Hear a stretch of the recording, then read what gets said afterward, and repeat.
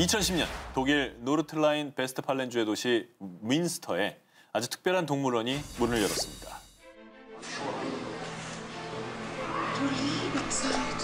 뭐야? 로봇 아니에요?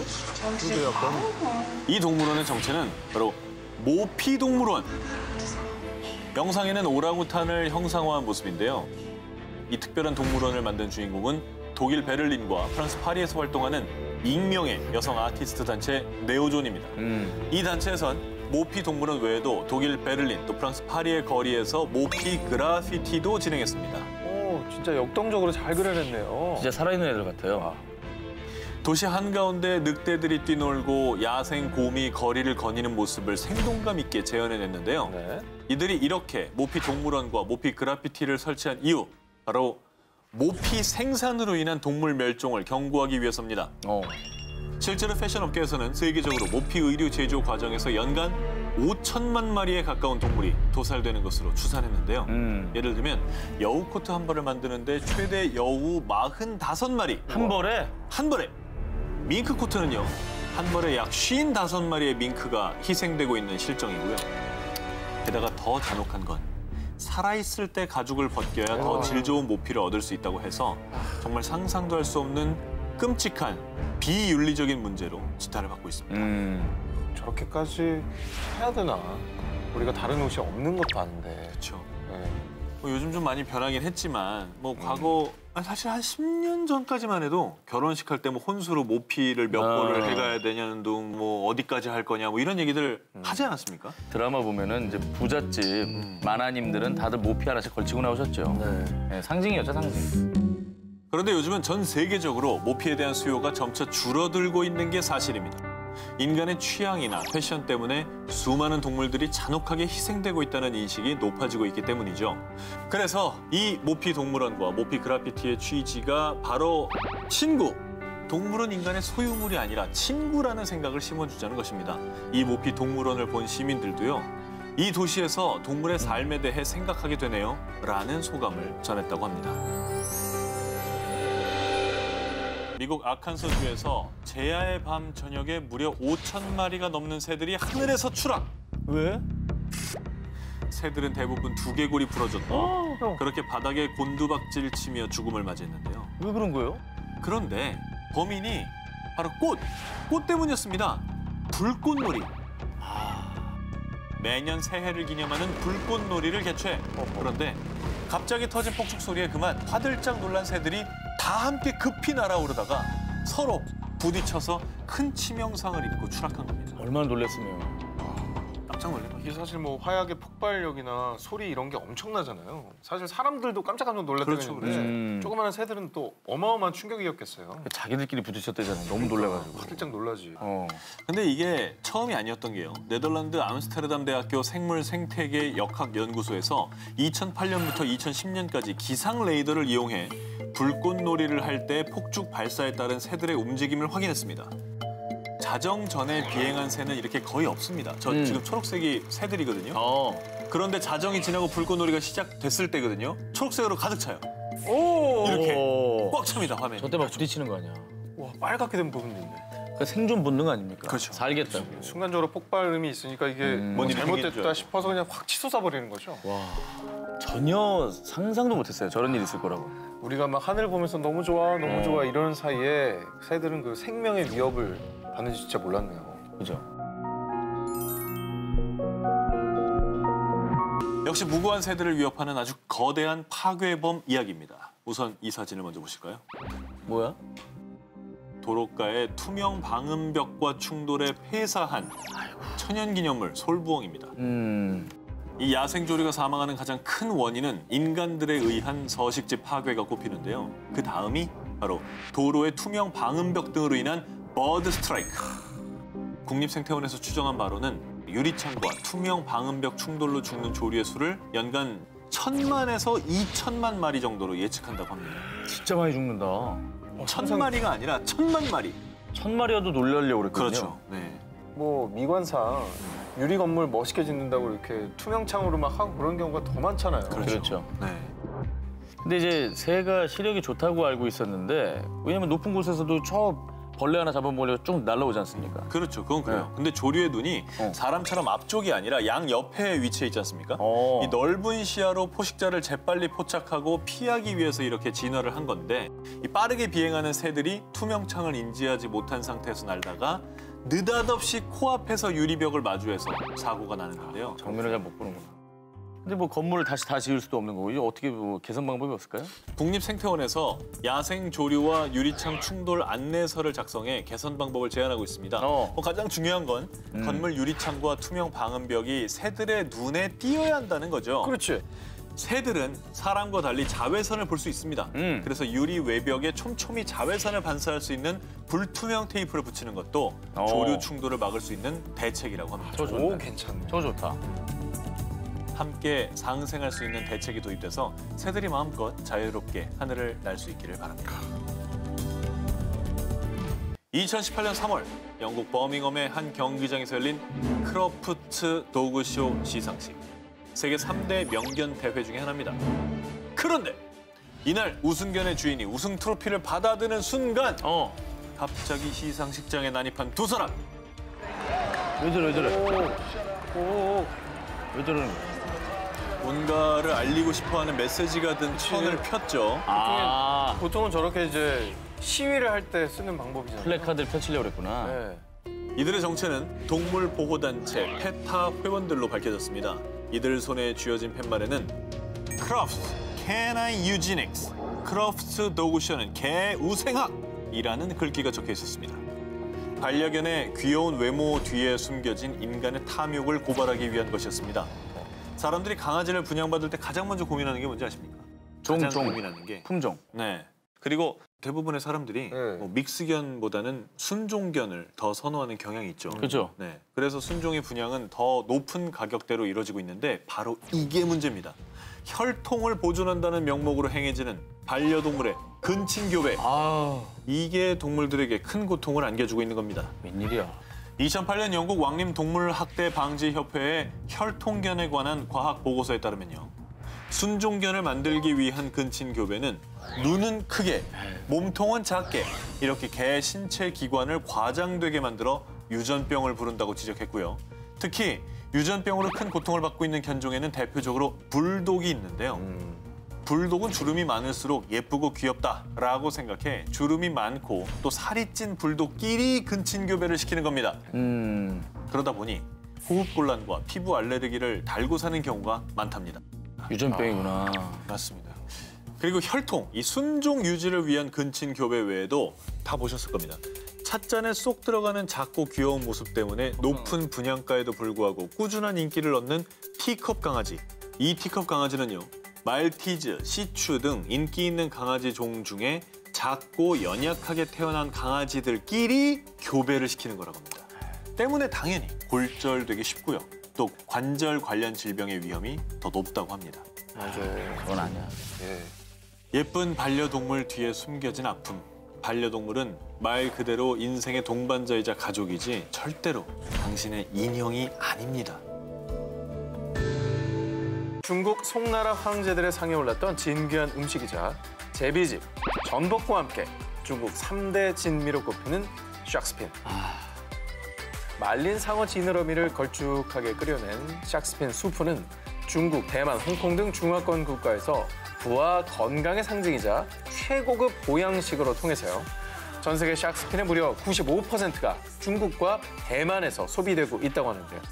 자, 그런데 말입니다. 상어 지느러미 샥스핀이 우리 식탁에 오르기까지의 과정은 정말 상상을 초월할 정도로 잔인함 그 자체입니다. 자, 그 이유는 바다에서 상어를 포획한 뒤 살아있는 상어의 지느러미만 착하고 도려낸 채 그대로 상어를 바닷속에 내던져 버립니다. 일명 샤크피닝 방식 때문인데요. 이 방식이 얼마나 상어에게 잔혹하냐면요.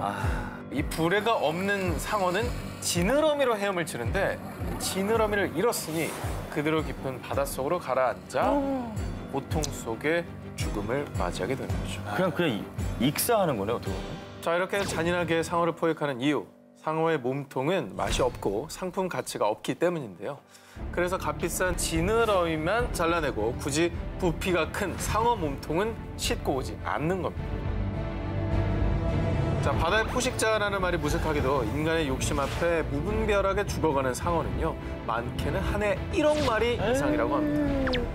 그래서 지난 2016년 기준 상어 465종 가운데 무려 74종이 멸종 위기종으로 분류된 상황이라고 합니다.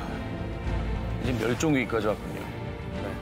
자, 그런데요, 정말 다행히도 참혹한 상어의 남획 방식이 세상에 알려지면서 샥스핀 요리를 금지하는 국가들이 늘어나고 있는데요. 2012년 유럽연합에서는 상어 지느러미 남획을 금지하는 법안이 통과됐고요. 그리고 샥스핀이 가장 많이 소비되는 중국. 자, 2013년 시진핑 정부는 공식 연회 메뉴에서 샥스핀 요리를 퇴출. 2017년에는 중국 최대 해운사와 항공사가 연이어 샥스핀 운송 중단을 선언했다고 합니다. 저희도 좀 느끼는 게 샥스핀 요리에 대한 얘기를 예전보다 덜 들은 것 같아요. 예전에는 중국집, 좀 고급 중국집 가면 무조건 있었던 것 같은데 요즘은 좀 안 보이는 것 같기도 하고. 사실 그런 인식 변화가 가장 큰 거죠. 그러니까요. 네. 자, 인간의 탐욕이 만든 산의 진미 속에 숨겨진 아픔. 부디 이런 아픔이 계속되지 않기를 바랍니다. 지구의 허파, 아마존을 끼고 있는 에콰도르의 정글 마을 라고 아그리오. 그런데 이곳의 주민들은 1970년대부터 약 30여 년간 피부 질환, 기형아 출산, 암 등에 시달리고 있고요. 자, 그리고 2000년 헝가리에서는 국경에 위치한 서모스 강과 티샤 강에서 300톤 가량의 물고기들이 떼죽음을 당했습니다. 아이고 왜 이래 또. 무슨 일이에요, 이게? 자, 멀리 떨어진 이 사건들의 공통점. 사건이 발생한 인근 공장에서 폐수를 몰래 방출하거나 유출돼 생긴 피해라는 겁니다. 그치. 인간의 이기심이 초래한 환경의 역습. 역사적으로 가장 끔찍한 사례로 꼽히는 사건이 있죠. 자, 1952년부터 일본의 작은 어촌 마을인 구마모토현 미나마타 마을에서 발생한 이상 현상. 붉게 물든 바다 주변에서 집단 죽음을 맞은 고양이들. 자, 그리고 갑자기 손발이 뒤틀려 걸을 수 없게 되고 급기야 사망에 이른 사람들까지. 일명 미나마타병. 이거 들어본 적 많으시죠? 네. 자, 이 미나마타병은 일종의 수은 중독증인데요. 죽음을 면한다고 해도 평생 완치 불가, 진통제를 달고 살아야 하는 무시무시한 병입니다. 자, 2012년 기준 일본에서 공식으로 인정된 환자 수만 무려 약 2,200명. 자, 그런데 약 70여 년 전 한 마을을 휩쓴 이 미나마타병의 공포는 모두 끝난 것이 아닙니다. 오, 그래요? 여전히 진행 중인데요. 인도네시아 수라바야의 소다 공장, 필리핀 민다나오 금광 등 전 세계에서 제2 또 제3의 미나마타병 사건이 계속해서 발병 중입니다. 인간의 이기심이 초래한 대표적인 끔찍한 질병 미나마타병. 인간은 가해자인 동시에 피해자가 되고 있습니다. 커피 애호가들이 최고의 커피로 친다는 루아 커피. 세상에서 가장 비싼 커피로 불릴 정도로 한 잔에 몇만 원에서 몇십만 원을 호가하기도 하는데요. 자, 그런데 말입니다. 이 최고급 커피를 찾는 사람들 때문에 무고한 생명들이 혹사당하고 있다고 합니다. 이게 참 먹을 것 때문에 이러는 게 좀 너무 애처로워요. 네, 저 얘기 들은 다음에 그 커피가 먹기 싫더라고요. 루악은 인도네시아 말로 사양 고양이를 뜻하는데요. 처음에 루악 커피를 마시게 된 건 인도네시아 농부들이 우연히 사양 고양이 배설물에서 나온 커피 콩으로 커피를 만들었는데 특유의 진하고 고소한 향과 쓴맛이 거의 없는 부드러움으로 큰 호평을 받게 됐다고 합니다. 루악 커피가 사람들에게 많이 알려지기 전에는 인도네시아인들이 손수 사양 고양이의 배설물을 채집해 커피 콩을 출연했다고 합니다. 그때까지는 큰 문제가 없었어요. 그런데 루악 커피를 찾는 사람들이 많아지고 점점 고가의 거래가 되면서 이때부터 사양 고양이의 불행한 삶이 시작이 됐습니다. 자기 몸보다 조금 큰 우리에 갇혀서 삼시세끼를 커피 열매만 먹어야 하는 강제 급식이 이루어집니다. 그렇게 일생 동안 커피 열매를 먹고 배설하는 일이 전부인 삶을 살아가게 된 사양 고양이들은요. 영양실조에 걸리거나 카페인 중독에 빠져 자해를 하는 등 정말 정상적인 모습이 아닙니다. 왜 아니겠어? 왜 아니겠어? 커피만 마시는 게 말이 돼요.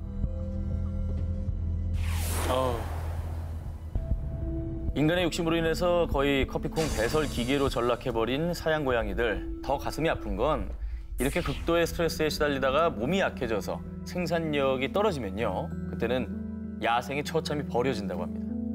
결국은 그래서 쓸쓸한 죽음을 맞이한다고 하지요. 게다가 이 안타까운 일은 고양이뿐 아니라 다른 동물들에게까지 번지고 있는데 베트남은 족제비 배설물에서 골라낸 위즐 커피, 태국과 인도에서는 코끼리에게 생두를 먹여 만든 아이보리 커피, 브라질에서 멸종 보호세인 자쿠버드 커피까지 등장했다고 합니다. 정말 깊게 반성해봐야 할 것 같습니다. 겨울 필수품이 된 녀석이죠. 요즘에 또 광고도 많이 하고 있는데요. 혹한기 겨울을 견디기 위해서 다들 옷장에 최소 하나씩은 있다는 구스다운. 다들 뭐 있잖아요, 그죠? 네. 요즘 뭐 패딩 없으면 못 살죠. 자, 그런데 말입니다. 우리를 따뜻하게 해주는 이 구스다운의 슬픈 비밀. 이 구스다운 한 벌을 만들기 위해서 거위는 아주 피눈물을 흘린다고 합니다. 살아있습니다, 살아있습니다. 피나는 거 봐. 아니, 생각해보세요. 저 각도. 가만 있어봐. 이게 진짜 이거를 쥐어뜯는다고 생각해봐. 저는 약간 간접적으로 저 고통을 알거든요. 왜냐면 여기 매생이가 있잖아요. 네. 가끔 우리 저 마이크 채워주시는 분들 여기 훅 치고 들어올 때는 깜짝 놀래요. 왜냐면 털이 한 두세 개가 마이크에 찝히면은 눈물이 찔끔 나지. 그래서 마이크는 제가 하겠다고 얘기를 하거든요. 근데 저거 오죽하겠냐고. 거위의 고통은 뭐 오죽하겠습니까? 그렇죠. 지난 2016년 중국의 한 거위 농장. 털이 뽑힌 거위의 피부는 한눈에 보기에도 뻘겋게 올라왔고요. 상처에는 피가 흥건하고 고통에 젖은 울음소리는 처참하기까지 합니다. 이 끔찍한 영상은 동물보호단체 페타의 잠입 촬영 영상으로요. 정말 많은 이들에게 충격을 안겨줬죠. 페타에서 잠입 취재한 내용에 따르면요. 오리나 거위는 생후 10주부터 목과 가슴, 겨드랑이에 솜털이 뽑히는데 몸을 덮은 깃털보다 이 솜털에 잔털이 더 많아서 더 많은 공기층을 머금고 열을 효과적으로 유지하기 때문에 이 부분을 집중적으로 뽑는다고 합니다. 속털이. 이렇게 거위와 오리들은 인간들을 위해 몇 주 간격으로 일생 동안 무려 약 15번 이상 잔혹하게 털이 뽑힌다고 합니다. 고문이지 뭐예요, 이게. 고문이죠, 고문. 자, 그런데 정말 인간의 이기심이 극에 달한 게 말이죠. 거위나 오리가 산채로 털이 뽑히는 이유는 그래야 또 털이 나고 또 뽑을 수가 있습니다. 이 경제성과 생산성 때문에 이런 잔혹한 행위를 반복한다고 합니다.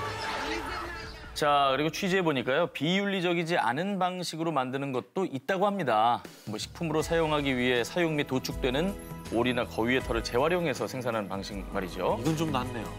이렇게 생산된 다운 제품은 RDS 인증 마크가 새겨져 있습니다.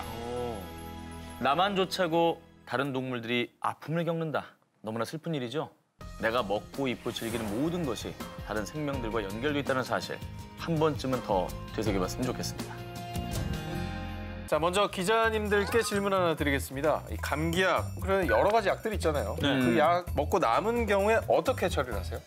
그냥 두지 않나요, 집에? 약국에 갖다 줘야죠. 약국에서 받아준다고? 네, 약국에 갖다 주는 데가 있어요. 정확한 방법입니다. 맞죠? 진짜로? 자, 그런데요, 대부분 사람들이 폐의약품 처리의 올바른 방법에 대해서 잘 몰라서 뭐 휴지통에 버린다거나 아니면 뭐 음식 쓰레기와 함께 버린다거나 이런 일이 굉장히 많습니다. 자, 한국제약협회에서 전국 성인 남녀 1,500명을 대상으로 실시한 2014 제약산업 국민 인식조사에 따르면요. 복용하지 않은 약의 처리 방법에 대해 무려 응답자의 92.2%가 휴지통, 음식물 쓰레기 등과 함께 버린다라고 답변했습니다. 자, 근데요, 이게 무슨 문제가 될까 싶으시다고요?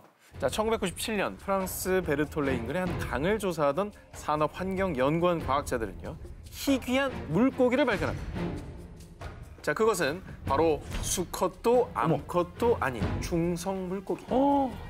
더 놀라운 건 당시 강 하류에 서식하던 야생 물고기의 약 60%가 중성화된 상태. 무섭다. 자, 근데 왜 이런 일이 발생했느냐? 조사 결과 강 어귀에 스테로이드 약품을 생산하는 다국적 제약기업의 공장이 있었는데요. 그곳에서 배출된 폐수의 피임약 성분인 합성 에스트로겐이 하수처리 공장에서 완벽하게 제거되지 않고 강물에 흘러들어가 이런 끔찍한 사태가 벌어진 겁니다. 에스트로겐이면 여성 호르몬이잖아요. 여성 호르몬. 그게 들어갔으니까 이 수컷으로 태어난 물고기가 암컷 호르몬이 왕창 들어간 거군요. 자, 이렇게 하수구 또 땅에 버려진 폐의약품들이 결국 먹이사슬로 결국 우리한테 다 돌아오게 되어 있습니다. 쟤네들 수산시장에서 팔면 살 거 아니에요. 자, 근데 우리가 이걸 어떻게 해야 되느냐? 자, 대표적으로 폐의약품 처리가 잘 이행되고 있는 곳이 스웨덴인데요. 1980년대부터 일찍이 국가적으로 폐의약품 수거 사업을 실시해서요. 약국에서 모아진 의약품들을 소각업체에서 수거하고 또 소각업체에선 이때 발생하는 가스까지 정제 배출하고 또 여기 남은 재까지 지정된 장소로 보낸다고 합니다. 철저하네. 자, 그래서 2004년 유럽연합에선 의약품 관련 공동규약 제정을 위한 지침을 통해 모든 회원국은 폐의약품 수거 시스템을 정립해야 한다라고 강하게 권고하고 있고요. 우리나라에서도 2008년부터 환경부와 보건복지부에서 폐의약품 수거 사업을 실시하고 있는데요. 약은 약사에게, 남은 약도 약사에게. 방금 특종은요, 인간이 무심코 저지른 환경 파괴였다면 이번에는 알면서도 저지른 아주 잔인한 환경 파괴입니다. 샴푸나 화장품, 우리 생활에 빠질 수 없는 생활용품들이죠. 자, 그런데 이 제품들이 사람 피부에 닿아도 안전할 수 있었던 건 우리 동물들의 참혹한 희생이 있었기 때문입니다. 아, 뭐야? 왜 이래? 저 왜 눈 왜 저래? 토끼와 또 강아지 비글이죠. 자, 먼저 토끼는 마스카라의 안전성 실험용, 또 강아지 비글은 샴푸의 인체 안전성 실험용으로 저렇게 있는 건데요. 자, 동물들의 눈에 시험 물질을 넣어 자극성을 측정하는 일명 드레이즈 테스트. 토끼는 눈 깜빡거림이 거의 없고 눈물량도 적어서 드레이즈 테스트에 많이 이용되는 동물입니다. 그리고 강아지 중에서도 특히나 이 비글은 이게 더 마음이 아픈데요.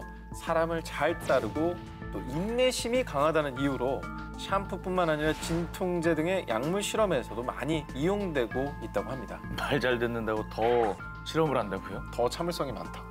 너무 심한 거 아니야? 자, 인간이 정말 잔혹한 게 하나의 마스카라 상품이 나오기까지 저 구멍에 토끼의 목만 저렇게 고정시켜 놓고요. 무려 3,000번을 테스트한다고 합니다. 자, 이게 얼마나 고통스럽냐면 토끼는 이물질을 씻어낼 눈물이 더 이상 나오지 않으면 눈이 타들어가는 고통에 몸부림치다가 목뼈가 부러져 죽는 경우가 다수라고 합니다. 얼마나 아프면 그럴까? 몸부림치다가요. 하지만 안전한 제품 뒤에 숨겨진 동물들의 끔찍한 희생이 알려지고 난 뒤 2004년 유럽연합에서는 화장품 제조에서 동물 실험을 금지했고요. 2013년에는 동물 실험을 거친 화장품의 생산, 유통, 수입 등을 전면 금지한다라는 화장품 동물 실험 전면 금지법도 통과. 자, 우리나라에서도 2017년 2월부터 화장품법 시행령 개정을 통해 화장품 동물 실험 금지법이 시행됐다고 합니다. 아, 잘 됐다. 그럼 이제 그 동물 실험이 아니면 어떤 식으로 테스트가 이루어지죠? 네, 현재 경제협력개발기구에선 화장품의 안전성을 검증할 수 있는 대체 실험법 가이드라인을 계속 발표 중인데요. 한 예로 3D 바이오 프린팅이 개발 중에 있다고 합니다. 앞으로 이런 대체 실험들이 더 확대돼서 또 무의미한 또 잔인한 동물 희생이 더욱더 없어야겠죠. 가죽 소재 중에서도 최고로 친다는 악어 가죽. 질기고 튼튼한 데다가 특유의 스퀘어 무늬가 만들어내는 그 아름다움 때문에 가죽계의 다이아몬드라고도 불린다고 합니다. 이 악어 가죽을 본격적으로 사용하기 시작한 건요. 미국의 남북전쟁 이후, 유럽에서는 제2차 세계대전 이후 점차 경제가 회복이 되면서요. 야생 악어를 사냥해 신발과 가방 등을 제작하기 시작했다고 합니다. 그런데 이제 수요가 늘면서 악어가 마구잡이로 포획이 되자 개체 수가 급격히 감소, 이후에 희소성이 극대화되며 악어 가죽은 부를 상징하게 됐죠. 그래서 명품업계에서도 악어 가죽의 가치를 높이 평가하고 있는데요. 이 가방은 최소 수천만 원에서 억대까지 이르는 명품 위의 명품으로 불린다고 합니다. 자, 그런데 말입니다. 이 명품백 속 보이지 않는 악어의 눈물. 2015년 동물보호단체 페타의 고발 영상을 한번 보시죠. 저거 너무 조그만 악어 아닌가요? 오 마이 갓. 뭐야? 정말 순식간에 급사하는 거 보셨죠? 말 그대로 참 살아있을 때 해야 좋으니까 또 저렇게 잔인하고 끔찍하게 하는 거겠죠. 저것도 살아있을 때 해야지 좋은 거예요? 여기에 또 다 잔혹한 이유가 있는데요. 네. 죽은 뒤에 가죽을 벗길 경우에는 사후 경직이 일어나서 가죽의 상품 가치가 떨어지기 때문이라고 합니다. 그놈의 상품이 뭐라고. 인간이 제일 잔인합니다. 그리고 악어 가죽 가방 하나를 만들기 위해서는 약 3마리의 악어가 필요한데요. 짐바브웨 농장 관리인에 따르면 이렇게 고통스럽게 죽는 악어는 1년에 무려 약 4만 3천 마리라고 합니다. 그거 하나 자고 악어들을 다 죽여서 그냥 나머지 다 버려버리고 이게 과연 옳은 일일까 한번 생각이 들어요. 예. 명품백은 오래도록 빛나겠지만요. 인간이 동물에게 가하는 고통과 착취의 모습은 결코 아름답지 않다는 걸 꼭 알아야겠습니다. 녹색 소비. 불필요한 소비 없이 에너지 효율이 높거나 재활용이 가능한 제품을 고르는 소비를 뜻합니다. 자, 그런데요. 지구를 위한 녹색 소비가 오히려 환경을 해칠 수 있다는 사실 알고 계셨나요? 바이오 연료는 환경에 악영향을 끼치는 석유나 석탄 등 화석 연료를 대신할 차세대 친환경 에너지원으로 급부상하고 있습니다. 그런데 이 바이오 연료가 오히려 환경을 해치고 있다는 주장이 제기됐습니다. 대표적인 바이오 연료인 야자수 경작지를 조성하기 위해서 열대우림을 밀어내는 과정은 불가피하고요. 게다가 일부 바이오 연료를 재배하는 도중 사용되는 화학 비료에서 대규모의 아산화질소가 뿜어져 나오는데 이 아산화질소는 이산화탄소보다 무려 300배나 더 지구온난화에 치명적인 온난화 가스라고 합니다.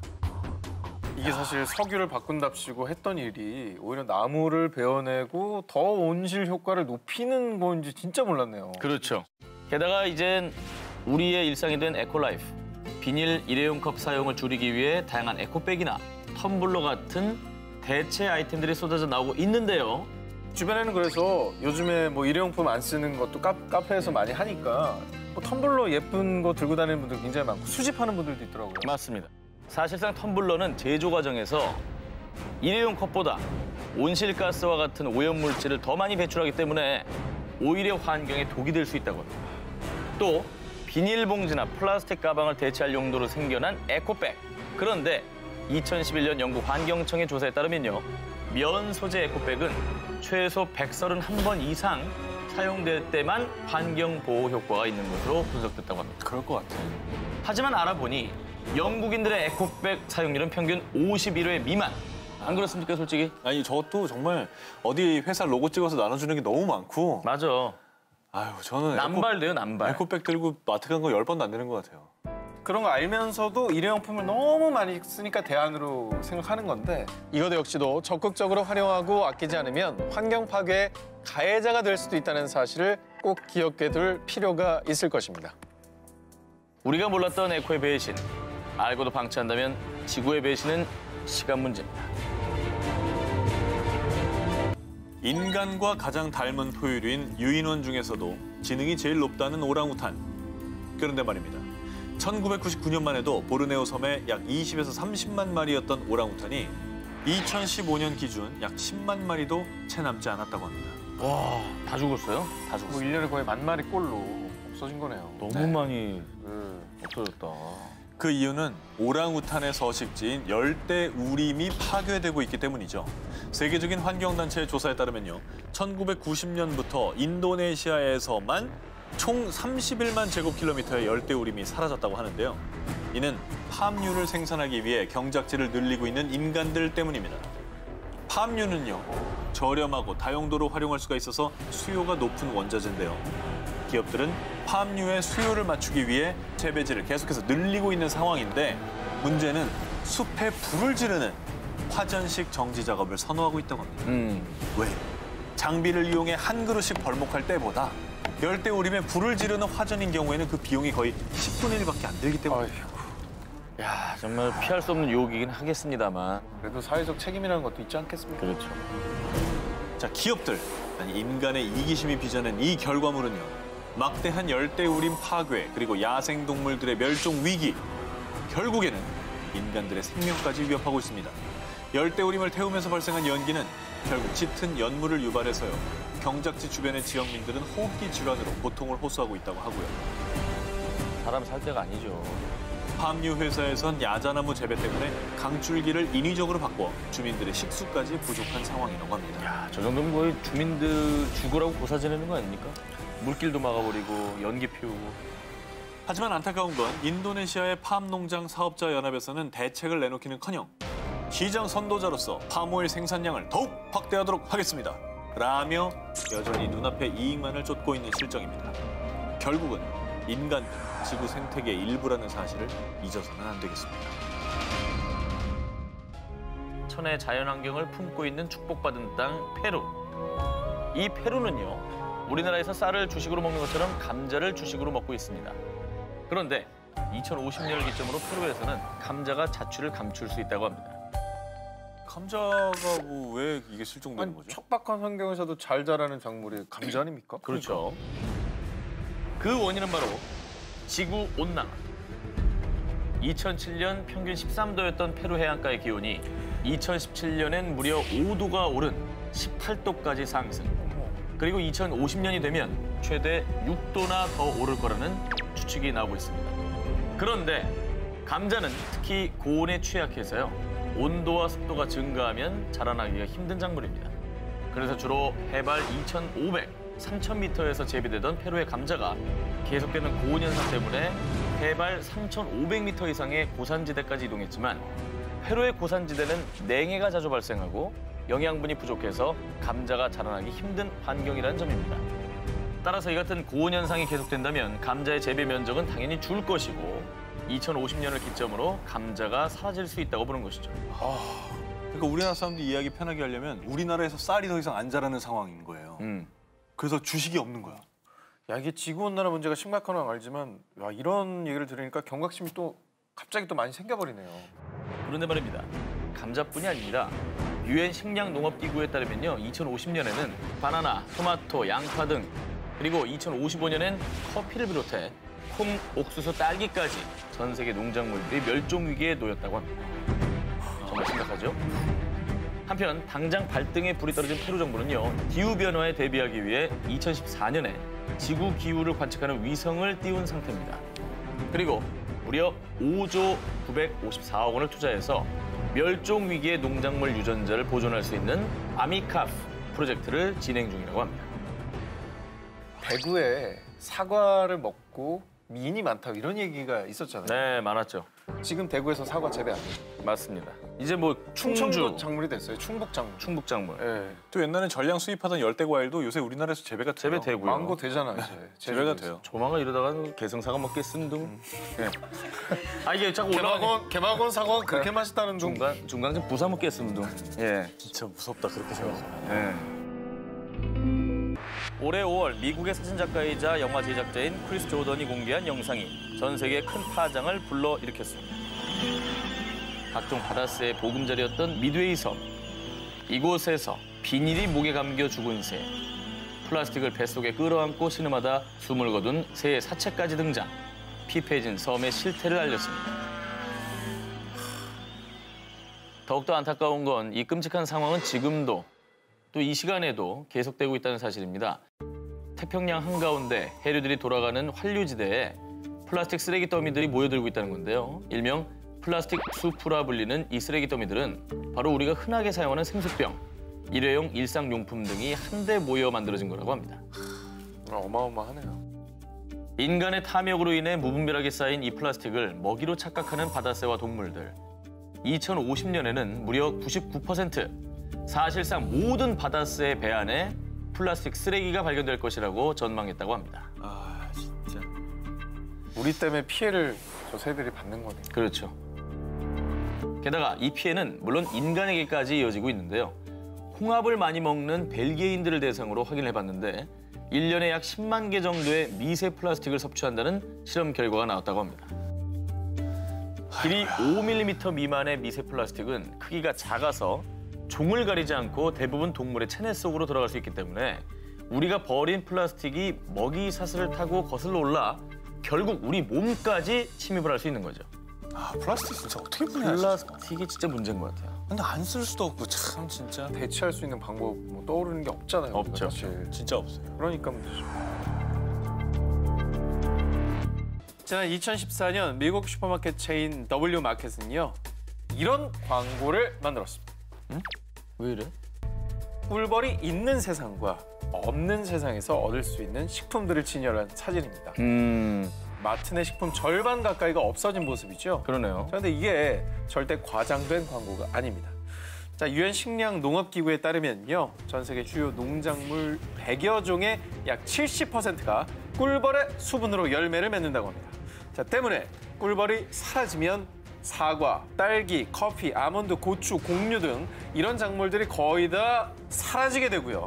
섬유, 면, 또 면티, 면바지도 생산 중단. 왜냐?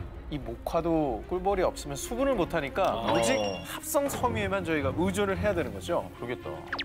또 더 심각한 건요. 이것저것 다 사라져. 닭, 돼지고기 등 잡식 동물만 섭취하다 보면 영양 불균형을 불러일으켜 결국은 인류가 멸망할 수밖에 없다는 겁니다. 자, 이게 바로 나비 효과보다 강력하다는 꿀벌 효과입니다. 정말 무섭죠. 꿀벌하면 이제 꿀이나 주는 줄 알았는데 사실 굉장히 중요한 역할을 하고 있었네요. 그죠?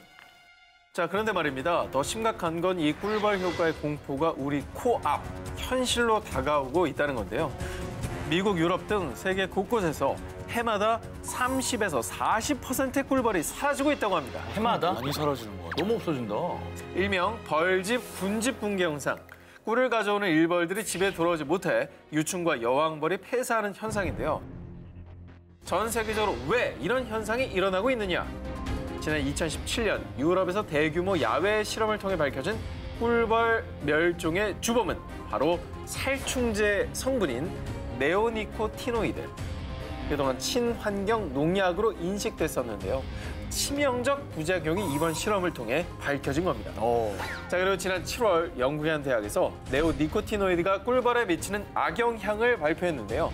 자, 꿀벌이 꽃가루를 모을 때 초당 400번의 날개를 진동하는데 네오니코티노이드에 주기적으로 노출된 꿀벌의 경우 진동 횟수가 20% 감소. 와. 또 살충제에 노출되지 않은 꿀벌에 비해 모은 꽃가루도 절반 수준.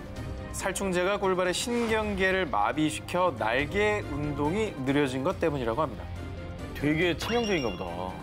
저게 오히려 좋은 살충제인 줄 알았잖아요. 그렇죠. 좋은 건 줄 알았다고. 길게 보면 생태계 전반을 파괴할 수도 있는 그런 살충제였던 거죠.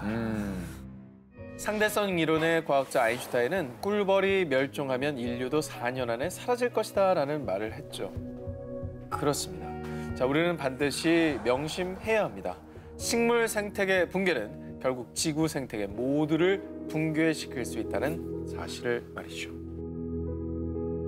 올해 5월 중국 저장성 항저우 모 백화점의 부사장인 쉔 젠핑은요. 본인의 SNS에 천상갑 볶음밥은 최고의 음식이란 글과 함께 사진을 올렸습니다. 이 사진 한 장은 중국을 넘어 국제사회에서 큰 비난을 받았습니다. 그 이유는 사진 속 재료로 쓰인 천상갑은요.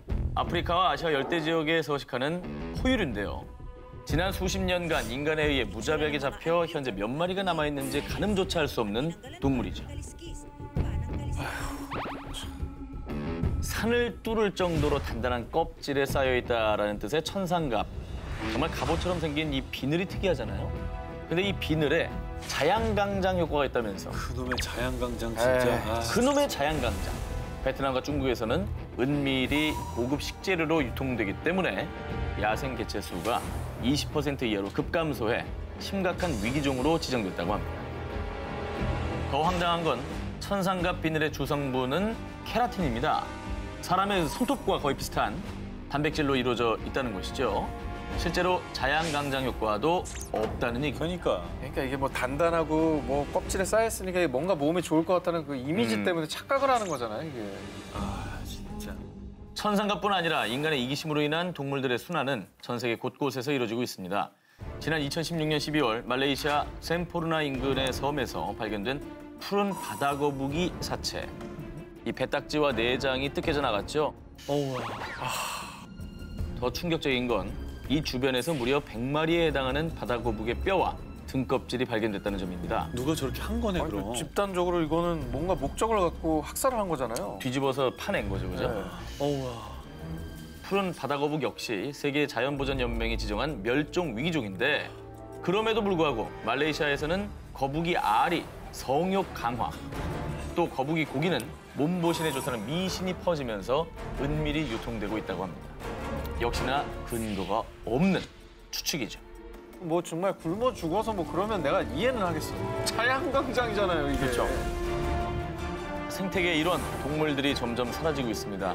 그들이 사라지는 순간 인간 역시 성할 수 없다는 거, 우린 꼭 기억해야 할 것입니다. 전 국민, 아니 전 세계적으로 사랑받고 있는 과일 바나나. 자, 그런데 지난 2014년 미국 경제 전문 채널 C 방송사에서 청천벽력 같은 소식을 보도했죠. 지금 우리가 먹는 바나나가 어쩌면 멸종할지 모른다는 뉴스. 자, 바나나 뿌리를 공격하는 곰팡이 트로피칼 레이스 4 바이러스가 1980년대 대만에서 처음 발병한 이후 말레이시아, 인도네시아, 태국, 호주, 중국, 2013년도엔 아프리카에까지 퍼졌다고 하는데요.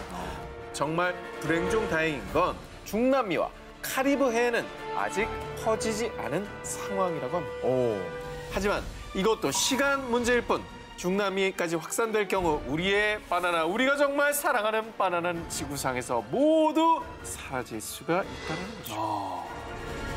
근데 왜 유독 바나나만 이런 거예요? 이게 약간 슬픈 사실인데요. 왜요? 전 세계 플랜트 농업의 현실을 보여주는 또 문제이기도 합니다. 네네. 자, 원래 바나나는 세계적으로 약 1,500개의 종류가 있었는데요. 근데요. 지금 우리가 먹고 있는 바나나 종류는 단 하나, 캐번디시죠.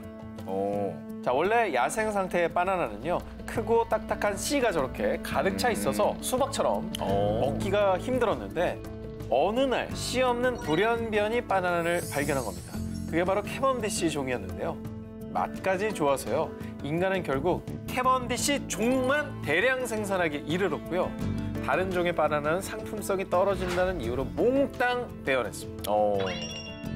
그리고 그 결과 바나나 전체 수확량 중 무려 95%가 캐번디시 종이라고 하는데요. 이거 전부네, 전부. 자, 그런데 인간의 감관이 한 가지.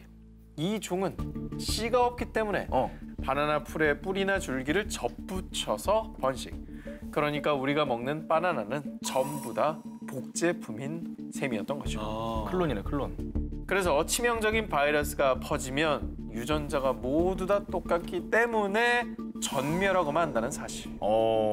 쉽게 멸종당하는 상태가 된 거네요. 그렇지, 그렇지. 그렇죠. 자, 그런데 말입니다. 더 안타까운 건 이 사태는 이미 예견된 일이었다고 합니다. 자, 과거에는 캐번디시 종처럼 씨가 없는 그로 미셸 종 바나나가 주요 바나나 품종이었습니다.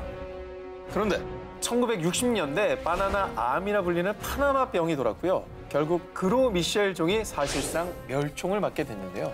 그런데 정말 기적적으로 파나나병 등 질병에 강한 캐번디시 종을 발견했고요. 그때부터 캐번디시 종으로 모조리 바꿔서 생산한 거였죠. 그것이 어쩌면 바나나의 멸종의 1차 경고였을지도 모르는 일.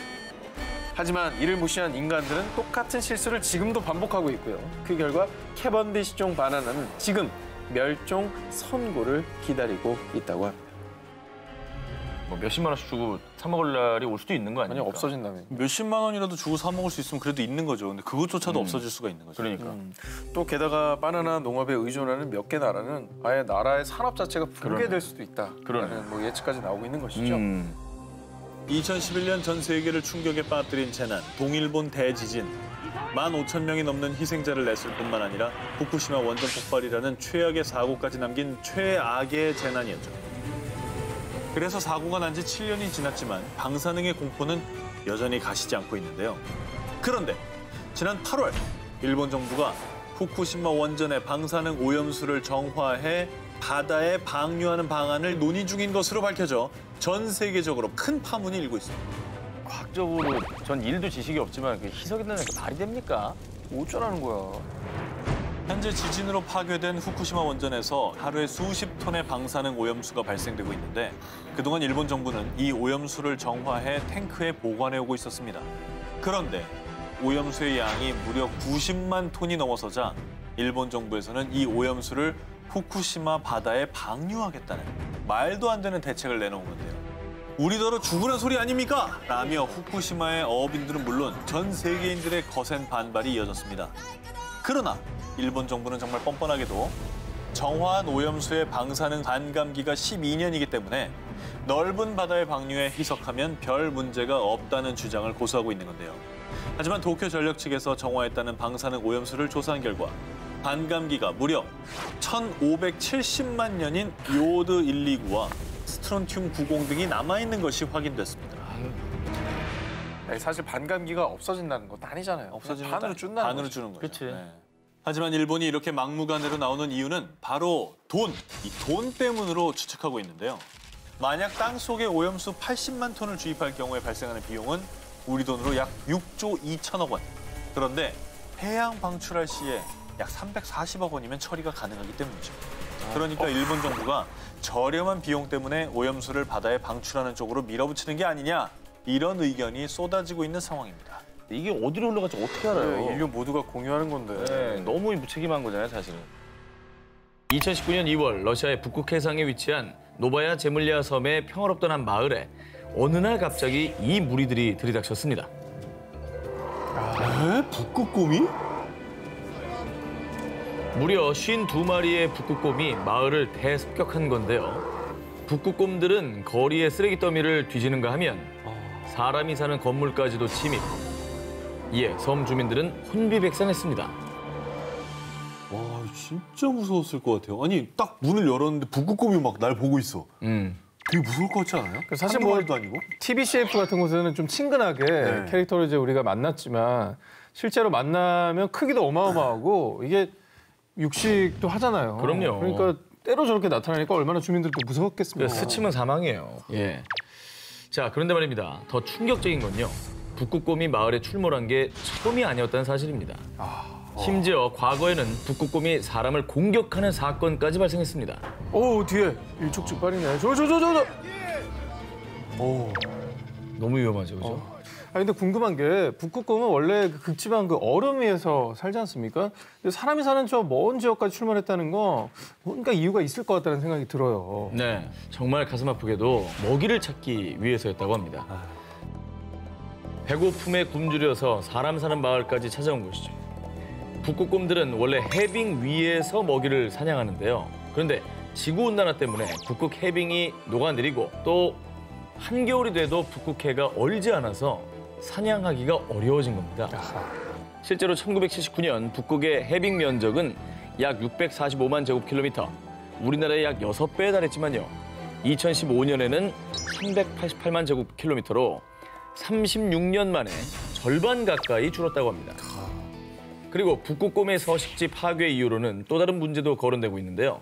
바로 무분별한 석유 및 가스 개발 산업. 이게 또 북극곰의 서식지를 파괴하고 있다고 합니다. 러시아는 이미 2014년 북극에서 석유 채굴을 시작했고요. 2017년 미국은 알래스카의 야생동물 서식지인 북극 국립야생보호구역에서 석유 개발 허가를 발표했다고 합니다. 때문에 이제 북극곰에게 북극은 더 이상 안전한 집이 아니었던 것이죠. 그래서 삶의 터전을 잃은 북극곰이 사람들이 사는 먼 마을까지 내려와 먹이를 찾아 헤매고 있는 것입니다. 북극곰 입장에서는 오히려 사람이 어느 날 와갖고 땅 파고 집 부수고 뭐 개발한다고 그러고 있는 거죠. 그러니까 서로 똑같은 일을 한 것 같아요. 어떻게 보면 우리가 먼저 침입을 한 거죠. 네. 그죠? 자, 현재 전 세계에 남아있는 북극곰은 약 2만 6천 마리로 추정이 되는데요. 캐나다의 한 대학교 생물과학 교수인 앤드류 디로처 박사는요. 100년 이내에 북극곰이 완전히 사라질 수 있다라고 전하게 됐다고 합니다. 해빙 면적이 줄면 먹이 사냥이 어려워진 북극곰이 결국은 굶어 죽을 가능성을 제기한 것이죠. 인터넷 기사에서 봤는데 북극곰이 이제 사람 영역도 침범하지만 더 비극적인 건 서로를 잡아먹기 시작했다는 기사가 있더라고요. 그러니까 이제는 정말 생존의 위기에 내몰린 게 된 거죠. 삶의 터전을 잃어가는 북극곰이 보내는 경고. 북극곰들이 흘린 눈물은 언젠가 우리의 눈물이 될 수도 있습니다. 인도 북부를 가로지르는 인도의 상징. 자그마치 4억여 명의 물 공급원인 생명의 원천. 바로 겐지스강입니다.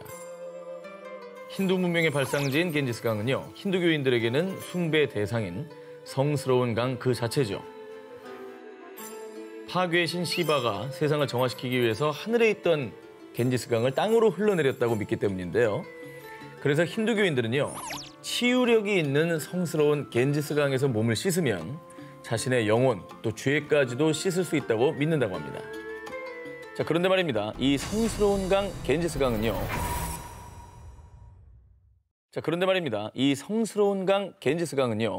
죽음의 강으로 전락해버린 지 오래라고 합니다. 인도 보건당국에 따르면 겐지스강에서 정기적으로 몸을 씻는 순례자의 50% 이상이 피부병과 위장장애 등의 질병을 앓고 있다고 전했는데요.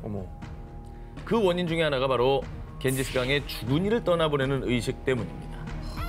힌두교인들은 겐지스강에 시신을 화장한 채 재를 뿌리면 죽은 사람이 좋은 세상에서 환생한다고 믿어서요. 강에 재를 뿌리고 있는데 이때 화장할 때 사용되는 화학재와 폐기물이 여과 없이 노출돼 강을 오염시키고 있다고 합니다. 이게 또 문제구나. 아, 그렇겠구나.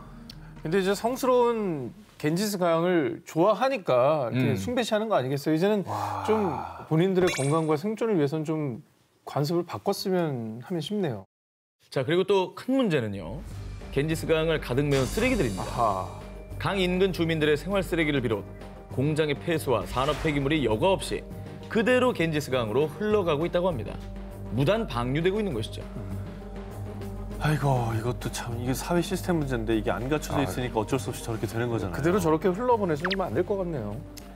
자, 그래서 2010년부터요. 인도 당국은 겐지스 강의 오염 사태의 심각성을 깨닫고 40억 달러, 약 4조 6천억 원 규모의 겐지스 강 수질 개선 프로젝트에 착수.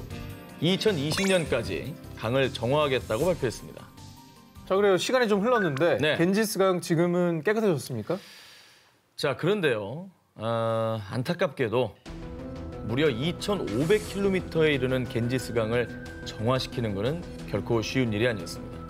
2019년 인도 환경부에서 겐지스 강의 86개 지점에서 검사를 한 결과 무려 78개 지점이 식수 부적합 판정을 받았다고 합니다. 이게 오염의 정도가 좀 심했나 봐요. 얼마나 오염이 됐으면 이게 10년 동안 노력을 했는데도 세월이 있으니까요. 식수로 부적합한 물이 나는 거는 굉장히 오염이 심했다는 거죠.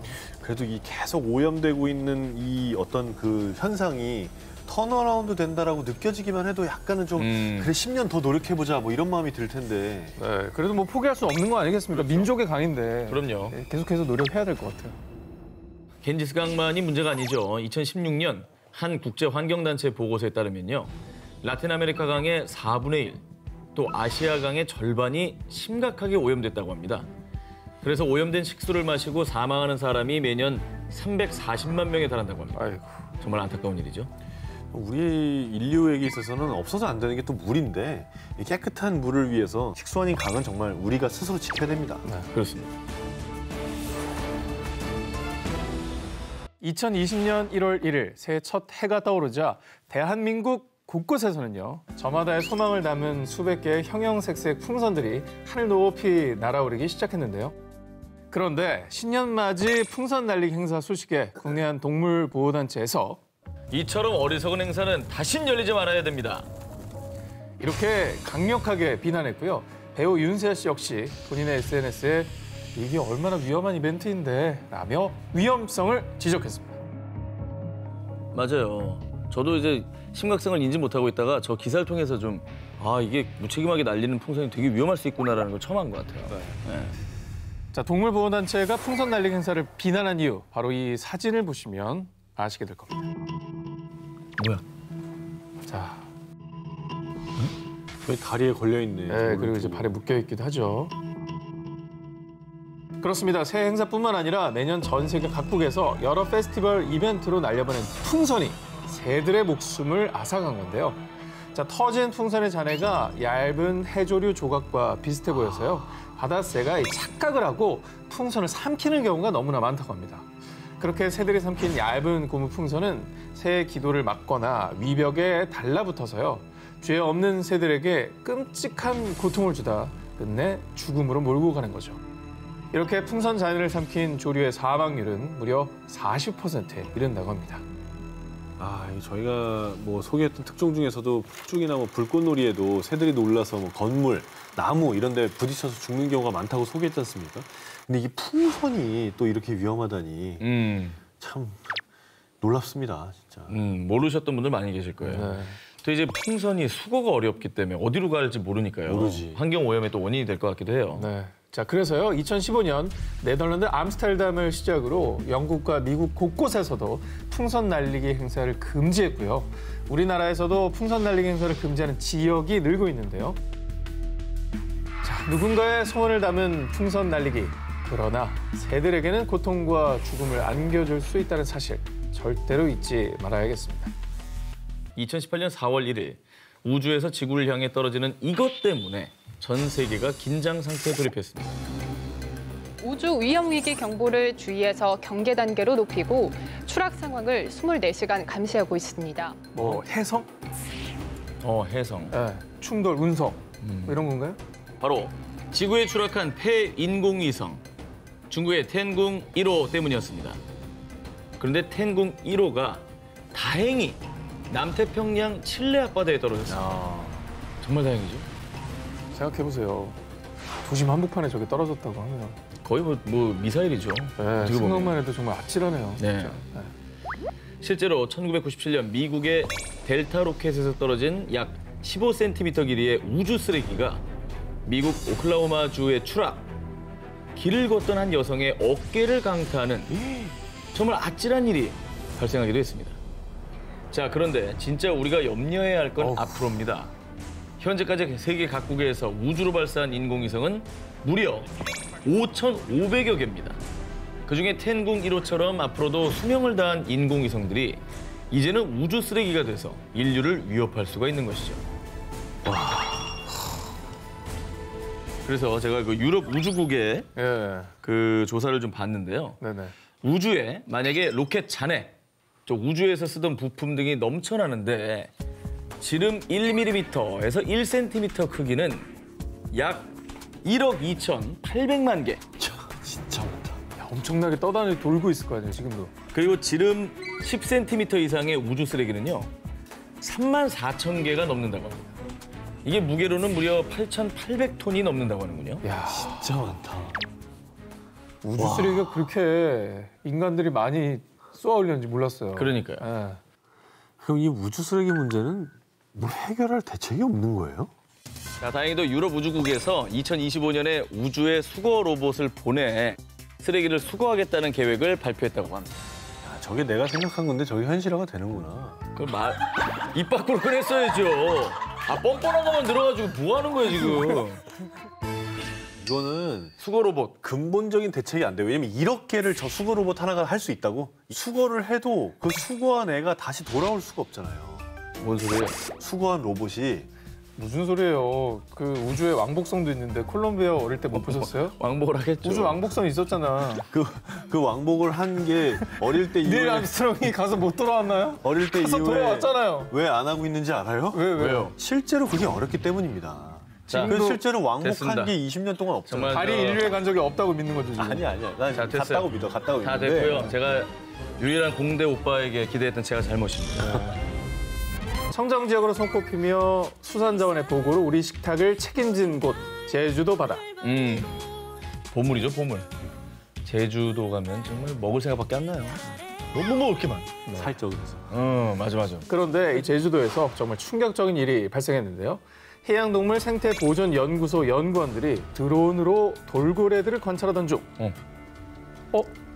저 돌고래 턱이 이상한데요? 왜? 턱이?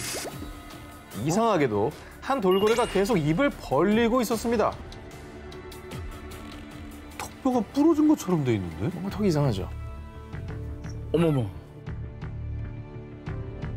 지금 턱 모양이 완전히 바뀌었는데 악성 종양일 가능성이 좀 높아 보이지 않나 생각합니다. 흔히 말하는 암입니다. 왜 암에 걸렸지? 그것도 턱에? 돌고래가 왜 암에 걸려요? 네. 암으로 턱이 기형적으로 변한 돌고래. 그런데 이 일이 정말 충격적인 이유가 있습니다. 국내의 남방 큰 돌고래는 먼 바다를 떠도는 것이 아니라 제주 연안에서만 서식을 해서요. 제주 바다의 환경 상태를 잘 나타내주는 지표종으로 알려져 있기 때문입니다. 그러니까 그만큼 제주도 해양 상태가 좋지 않다. 요 이제 증거겠네요. 그렇습니다.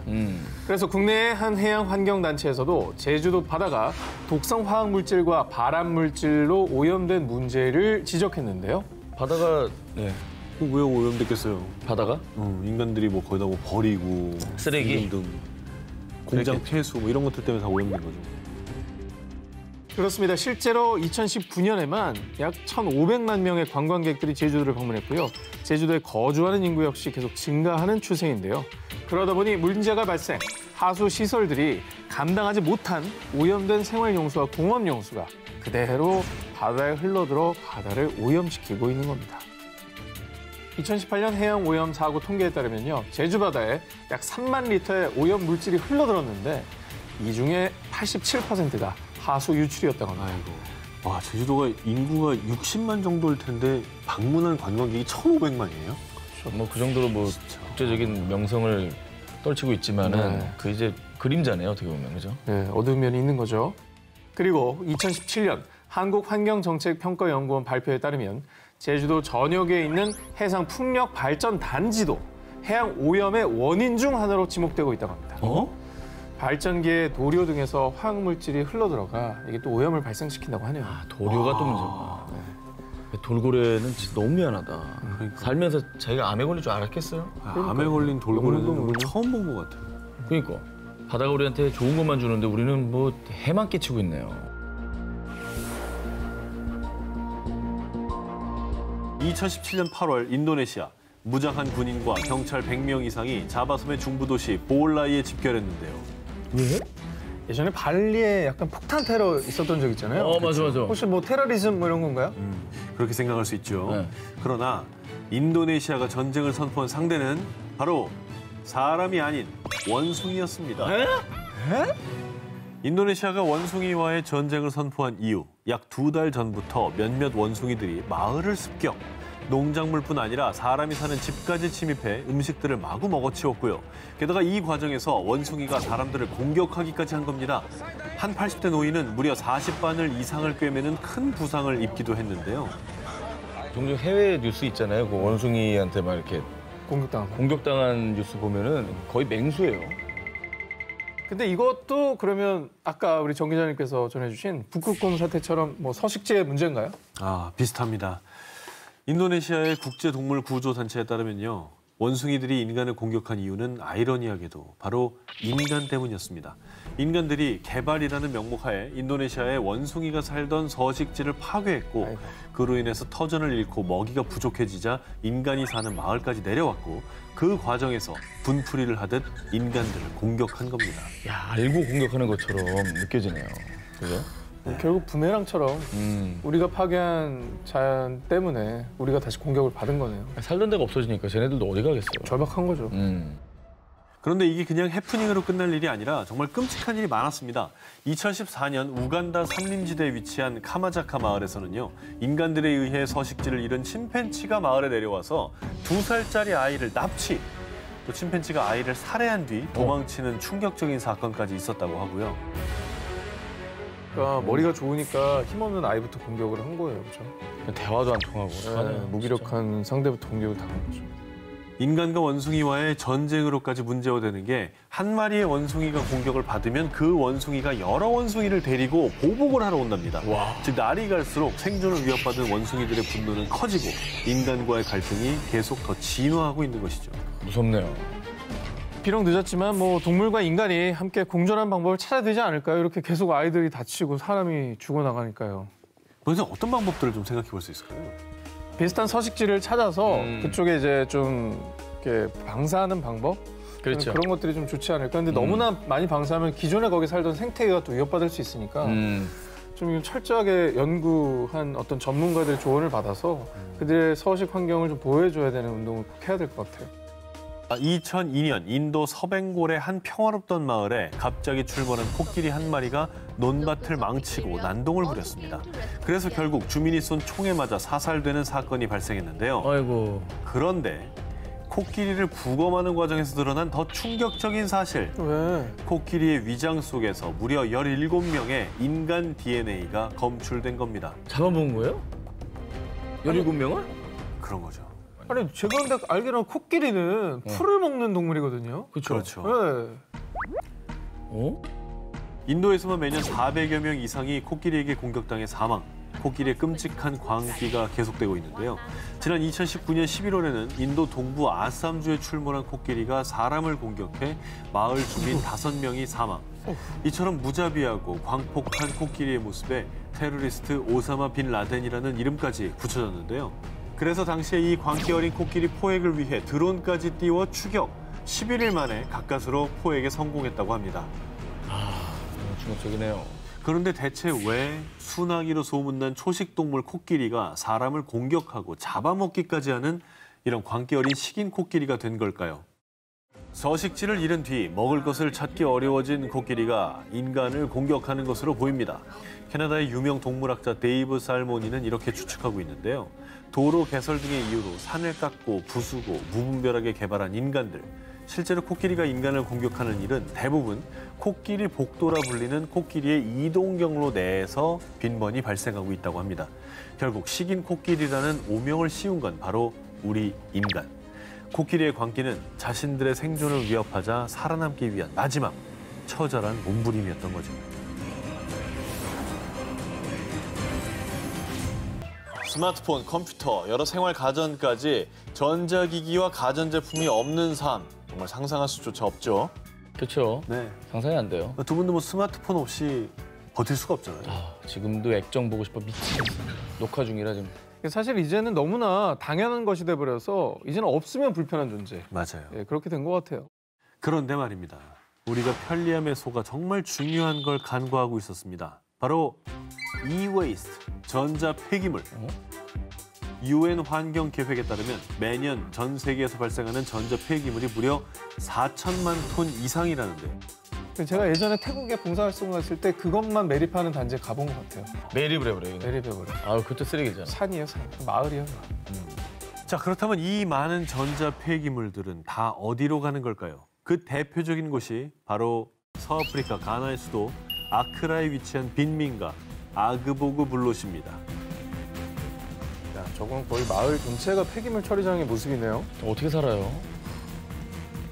이곳을 두고 부르는 말, 세계에서 가장 거대한 전자 폐기물 처리장. 다 일로 오는 건가요? 이곳의 주민들은 전자 폐기물을 태워 구리를 얻는 등 각종 금속과 부품을 추출해 생계를 유지하고 있는데요.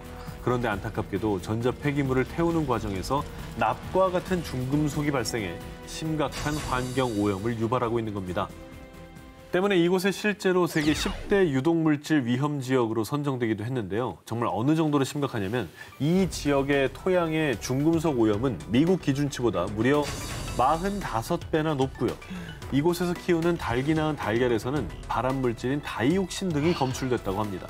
이 정도다 보니까 이곳의 공기, 물, 흙, 사람들의 소변, 혈액, 심지어 모유에서도 오염물질이 다 발견되고 있다고 합니다. 그러니까 매일매일 정말 그냥 그거에 노출되는 거잖아요. 악몽 같은 어떤 시절이 타이로, 자의가. 아니, 대체 왜 이렇게 폐가전이 여기에 몰리고 있는 거죠?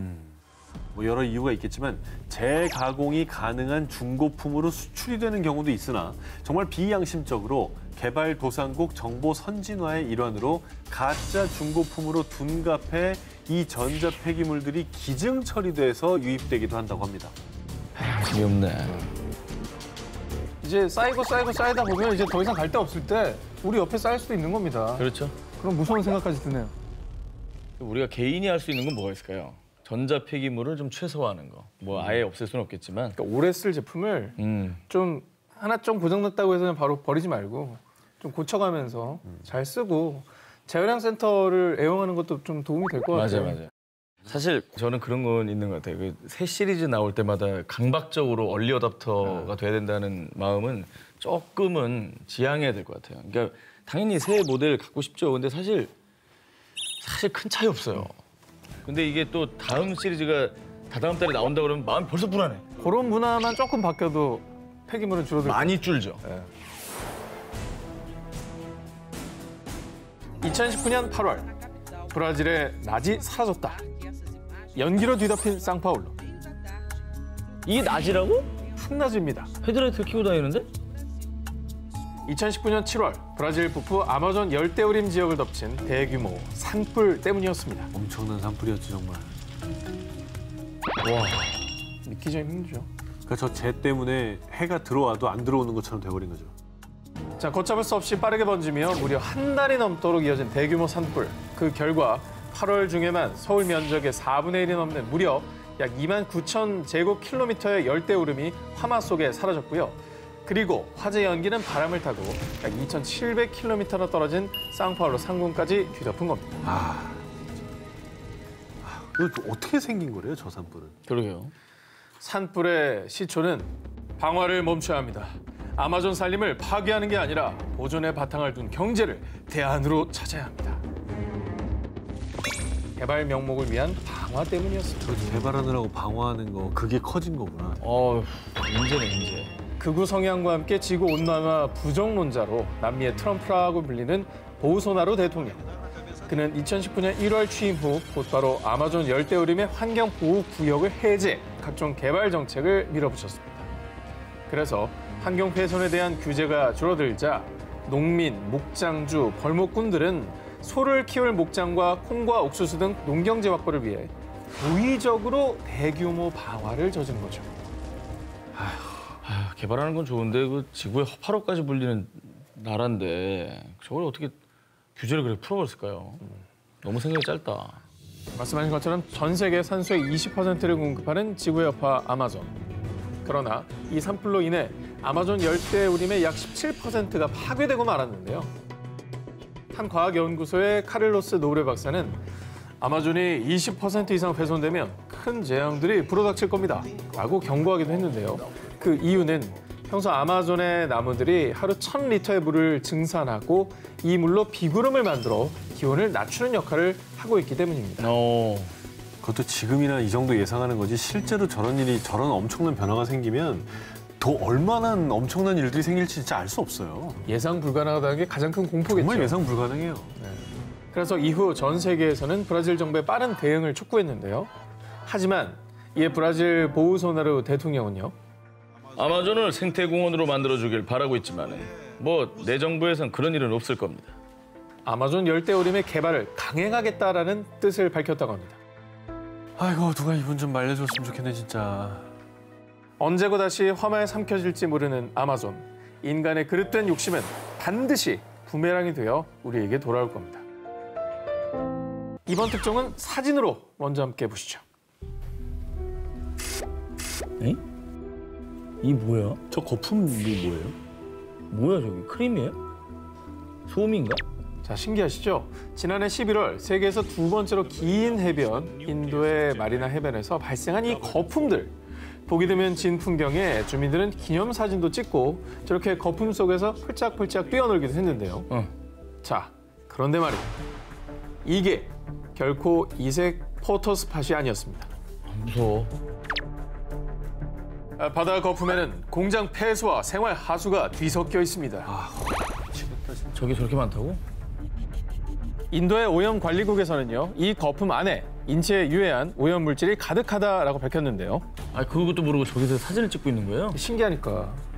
아우 저분들 저 나중에 다리에 뭐 나는 거 아니에요? 나겠죠. 사실 이 바다 거품이 발생하기 며칠 전 이 지역에 큰 폭우가 내렸는데요. 이때 폭우로 인해 생활하수, 공장 폐수 등 정화되지 않은 오수가 바다에 흘러들어가 거품을 만든 겁니다. 조사 결과 무기물인 인산염이 고농도 함유돼 있었다고 합니다. 저 거품이 다 똥물이었던 거네 진짜로. 똥거품이네. 이 거품이 피부에 닿으면 습진, 가려움증 등을 유발할 뿐 아니라 이게 만약 마을 식수원으로 흘러들어가 체내에 쌓이면 골다공증과 골절 등 골질환도 유발할 수 있다고 합니다. 그런데 이 공포의 바다 거품이 처음 발생한 건 아니었는데요. 2016년 호주 동부의 뉴 사우스 웨일즈주와 퀸즐랜드주에도 거센 폭풍이 발생한 뒤 거품으로 뒤덮인 바닷물이 범람했다고 합니다. 이게 정말 이런 바다 거품은 왜 생기는 거예요? 자, 여기서 잠깐 구분을 하셔야 될 게 있는데요. 바다 거품은 사실 희귀한 자연 현상 중 하나인데요. 그런데 문제는 인위적인 바다 거품. 실제로 한 수질 문제 전문가에 따르면요. 폐수 속에 사상세균이 거품을 만들어낼 수 있습니다. 라고 전했는데요. 폐수를 이제 제대로 정화시키지 않은 게 바다에 치명적인 영향을 끼쳤다 이런 얘기네요, 그죠? 이제 이 바다가 또 우리에게 악영향을 끼칠 거고 주겠죠. 계속 악순환이 반복되겠죠. 두 분은 옷 쇼핑을 얼마나 하십니까? 저는 많이 하는 편입니다. 네. 왜 이렇게 티가 안 나죠? 예? 그 이유는 뭡니까? 지금도 본인 의상 입고 계시잖아요. 그럼요. 아, 그래요? 네. 호호. 눈여겨보겠습니다. 쇼핑을 즐기는 우리들이 환경 파괴, 공범으로 지목되고 있습니다. 뭔가 불길해서 느낌이. 그렇죠? 옷 쓰레기? 저는 무슨 잘못을 하고 있는 걸까요? 자, 옷을 만들 때는 화학물질과 인공 염색 재료를 사용한 폴리에스터, 나일론, 아크릴 등 합성 섬유로 옷을 만드는데요. 이런 옷은 면이나 목화 소재보다 가격이 저렴하다는 장점이 있죠. 그런데 그게 바로 함정이었던 겁니다. 2016년 영국 플리머스 대학 연구진에 따르면 합성섬유로 만든 옷을 세탁할 때마다 무려 약 70만 개의 미세 플라스틱이 배출된다고 합니다. 아유, 그래요? 저런 거 본 적 있죠? 아, 이게 우리 옷에 저렇게 다 들어있는 거예요, 미세하게? 들어있죠. 근데 진짜 너무 많다 저거. 자, 엄청납니다. 2017년 세계 자연보호연맹에 따르면요.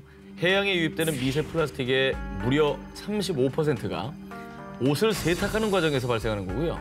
그렇게 연간 100만 톤에 달하는 합성섬유 속 미세 플라스틱이 바다에 유입되고 있다고 합니다. 자, 그렇다면 이 미세 플라스틱이 어떤 악영향을 끼치느냐? 미세 플라스틱은 독성 물질을 흡착하는 성질이 있습니다.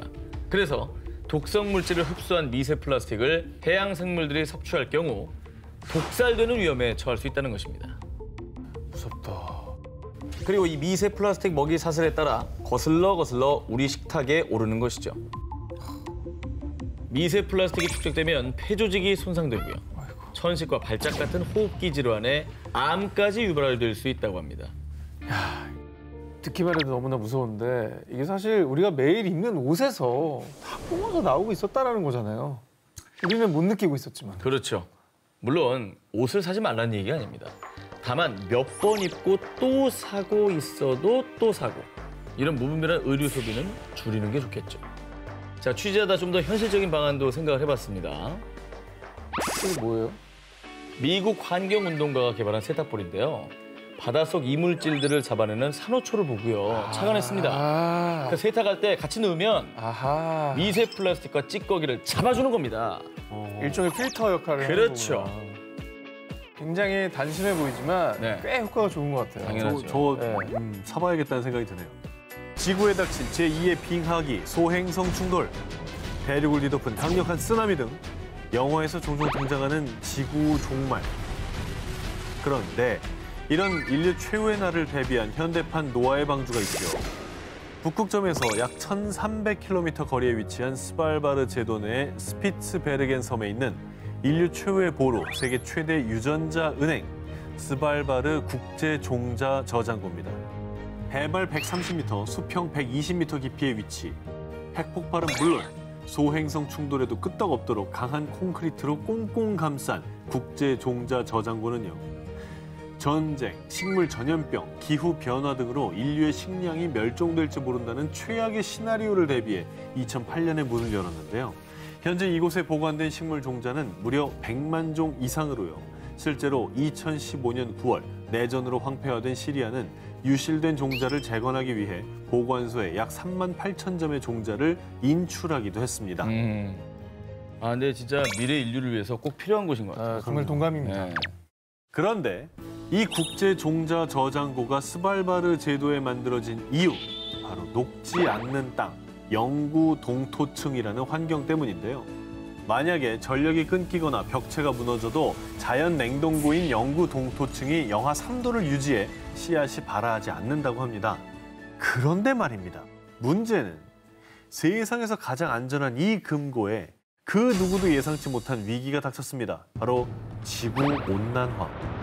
아, 저기도 이제 동토가 안 되게 되겠구나. 그렇게 돼버렸습니다. 저 문제 되게 심각해요. 2017년 5월 어느 날 저장고 한 곳의 입구가 침수된 겁니다. 녹았구나. 녹았어. 녹기 시작했어. 그렇죠. 어머. 당시 한 매체의 보도에 따르면요. 국제 종자 저장고가 위치한 스발바르 제도의 기온이 상승했고 헐. 이때 영구 동토층에서 녹은 물이 흘러든 거였는데요. 어떻게 경고의 메시지네요. 북극은 지구의 기후 변화를 가장 생생하게 보여주는 렌즈라는 그런 말이 있잖아요. 영구 동토층이 녹았다는 거는 그만큼 기후 변화가 심각하다는 걸 보여주는 방증인 것 같습니다.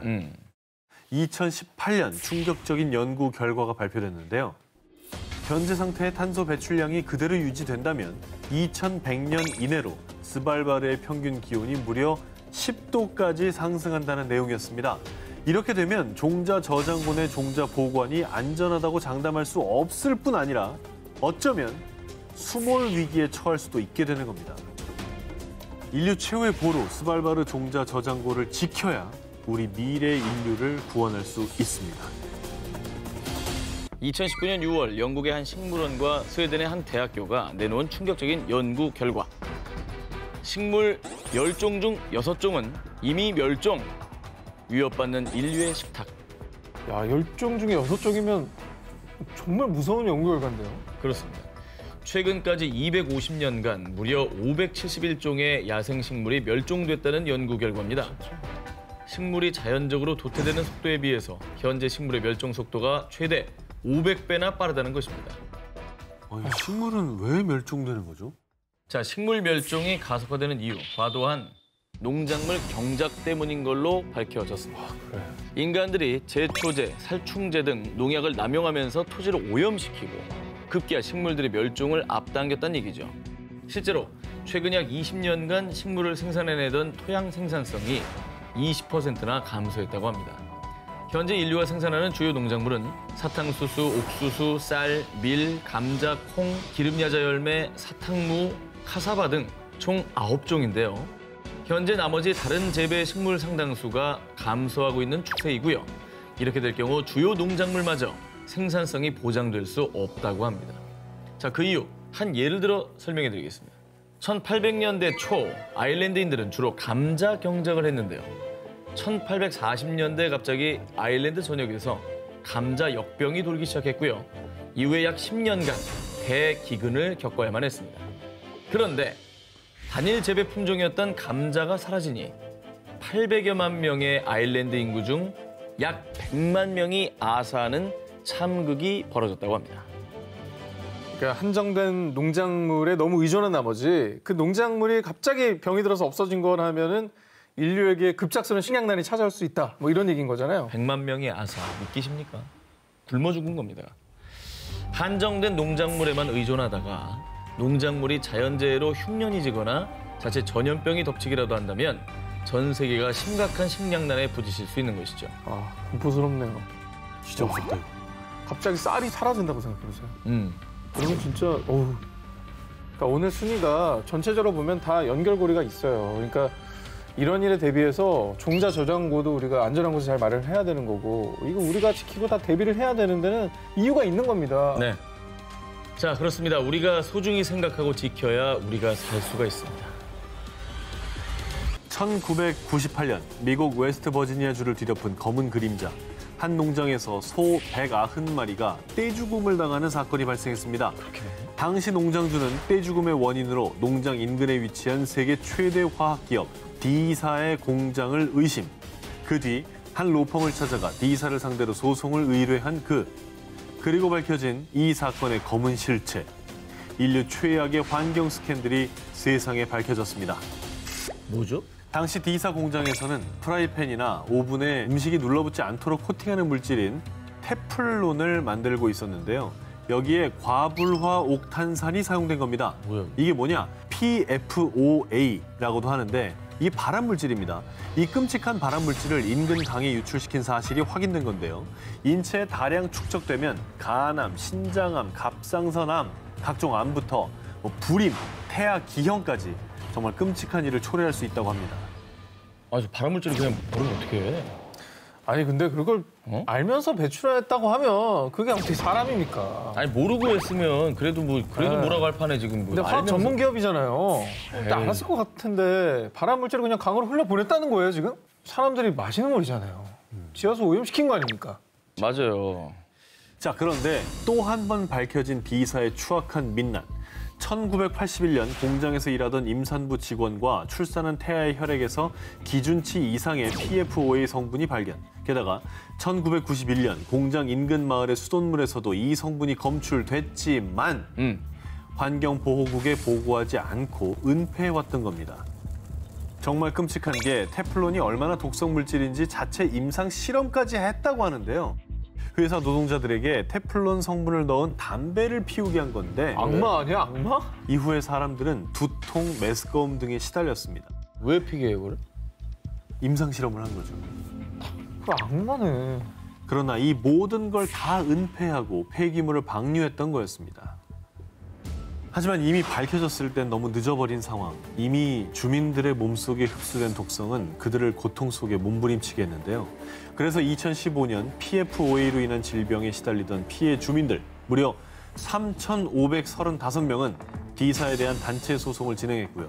그리고 지난 2017년 2월 미국 오하이오주 콜럼버스 지방법원은 D사는 피해자 3,535명에게 6억 7천만 달러를 배상하라 라며 한화 약 8천억 원의 보상금 배상 판결을 내렸다고 합니다.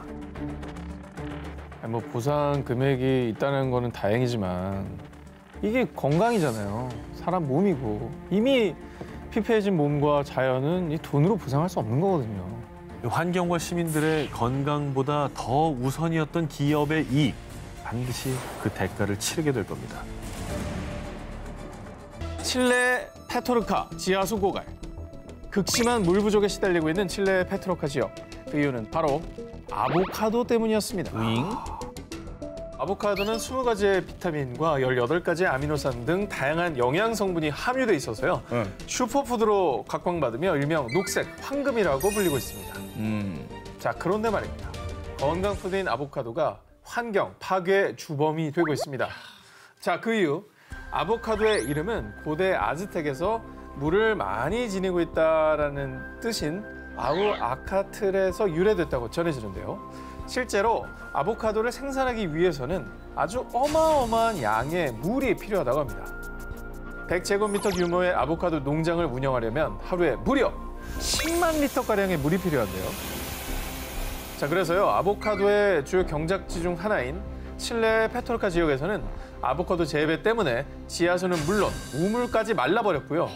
마을 주민들은 급수 트럭을 통해 식수를 공급받는 지경에 이르렀다고 합니다. 여기서 끝이 아닙니다. 아보카도는 산림까지 훼손하고 있는데요. 슈퍼푸드로 각광받는 아보카도를 더 많이 수확하기 위해서요. 아보카도의 주요 경작지인 멕시코 남서부 미초아칸주 산간 지역에서는 무분별하게 소나무를 베어내서요. 한 해 약 7제곱킬로미터의 숲을 파괴한다고 합니다.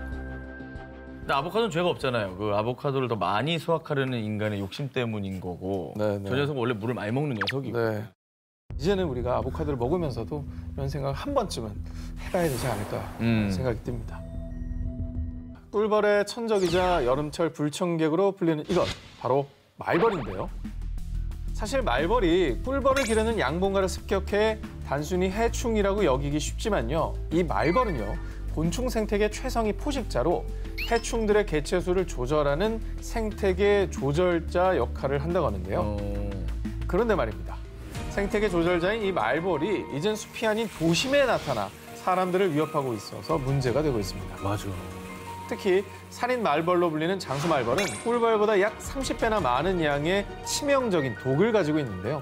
한 곤충학자에 따르면 장수 말벌의 독성은 사람의 적혈구를 파괴시키고 신장 기능을 망쳐 심할 경우 사망에까지 이르게 할 수 있다고 합니다. 아유. 실제로 2013년 7월 중국 산시성 일대에 장수 말벌 무리가 출몰, 주민들을 공격해 무려 40여 명이 숨지고 1,600여 명이 부상을 입는 사건도 발생했다고 합니다. 어마어마했네.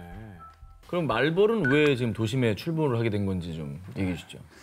산업화로 인해 산림이 파괴되자 서식지를 잃은 말벌이 도심까지 출몰하게 된 거라고 합니다. 똑같네요. 똑같아요. 결국은 이제 말벌이 도심에 출몰하기 시작한 것도 결국 인간 탓이에요. 사람의 탓이죠. 그리고 또 다른 이유로 꼽히는 게요. 과학자들의 연구에 따르면 기후변화로 말벌의 번식력이 높아지면서 피해가 커진 것으로 보입니다.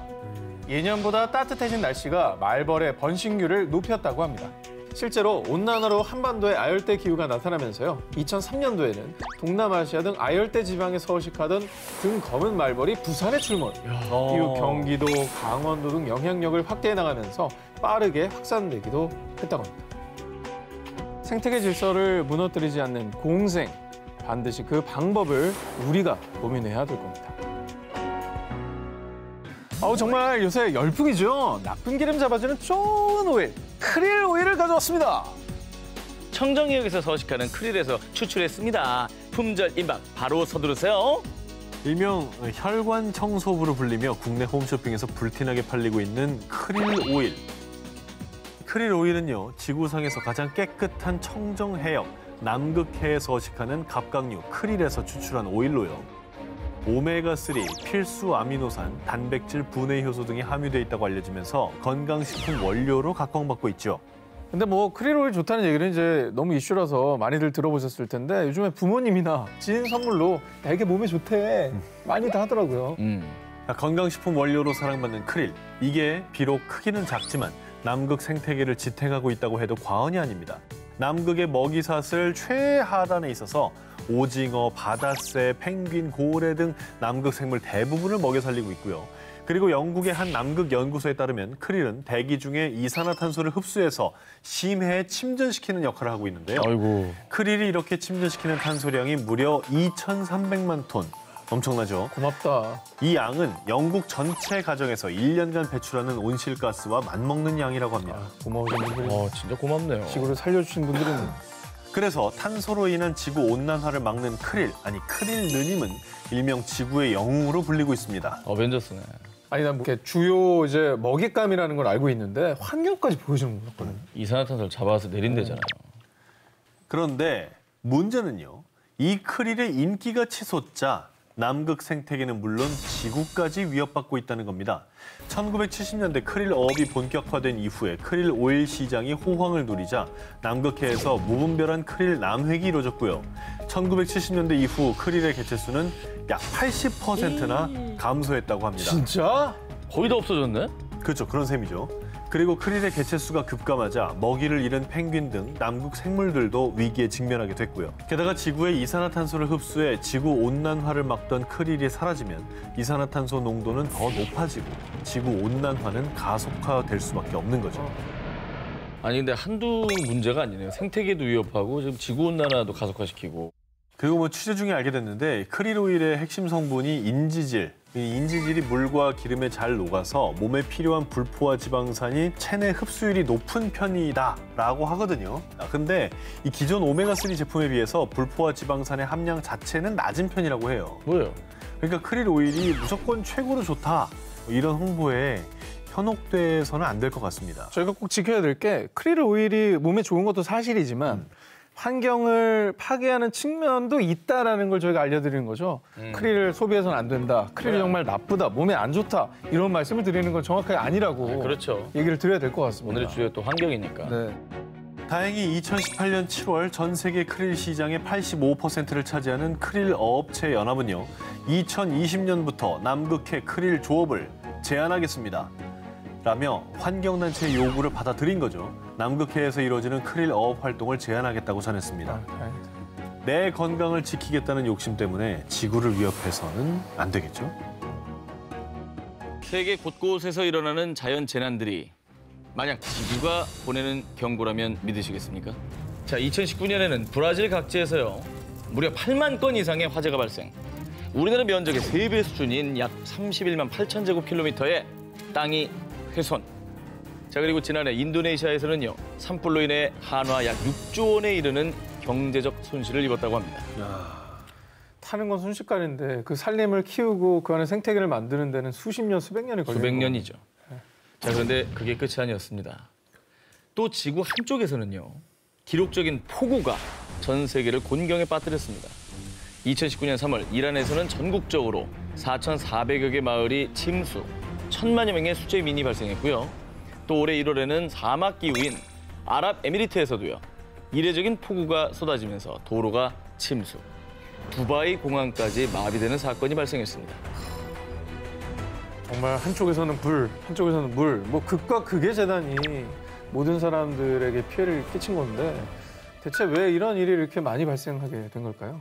자, 전 세계에서 벌어진 극단적인 재난 상황을 두고 여러 전문가들이 내놓은 견해입니다. 연구 결과 지난 50년간 인도양 쌍극자 현상이 더 일상화된 것으로 보입니다라는 의견을 내놨습니다.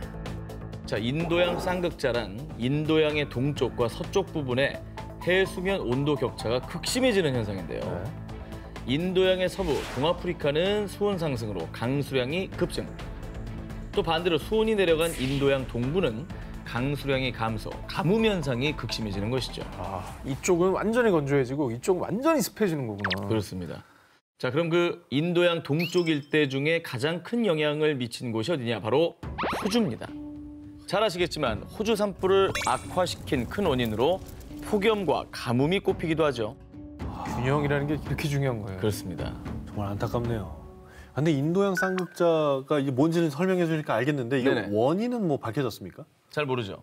실제로 모르죠. 잘 모르겠어요. 모르죠. 자, 이렇게 인도양 쌍극자 현상이 일어나는 원인을 두고요. 연구한 전문가들은요. 지구가 뜨거워진 지난 50년간 인도양 쌍극자가 더 일상화됐습니다라며 지구온난화로 인한 재난에 무게를 두고 연구가 활발히 진행 중이라고 합니다. 지구가 뜨거워져서 빚어진 재난이 너무 많은 것 같아요. 우리나라에서도 어떤 재난을 번질지 자연재해가 일어날지 남의 얘기가 아니거든요. 지구가 보내는 경고를 우리가 이 사인들을 무시해서는 안 될 것 같습니다. 이게 마지막 경고일 수 있습니다.